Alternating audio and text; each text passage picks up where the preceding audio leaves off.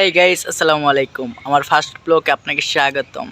এই গরমের ভিতর গ্রামে কিভাবে কি করা যায় চলুন আমার ফার্স্ট ব্লগে আপনাদের দেখিয়ে দেই। পিছনে দেখতেছেন আমাদের বাসা, এই দেখেন আমাদের ছাগল, আর এই দেখেন আমাদের পুকুর, আর এইখানে গেঞ্জি গায়ে দিয়ে লুঙ্গি পরে বসে আছি। চিকন মানুষ, স্বাস্থ্য নাই। গ্রামের প্রাকৃতিক সৌন্দর্য, শহরে থাকলে তো এরগুলা কিছু করা যাইত না।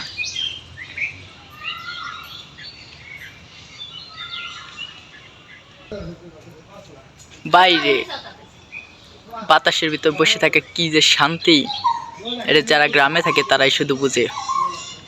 সো গ্রামকে অবশ্যই ভালোবাসতে হবে। শহরে থেকে গ্রাম better, 100% better.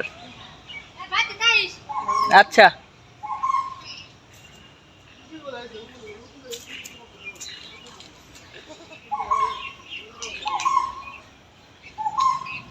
Ah ah ah ah this is মাই ছাগল।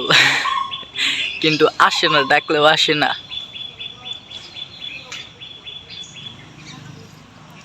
ফার্স্ট ব্লগ, দিস ইজ প্রাকৃতিক পরিবেশ, this is my area, this is my village.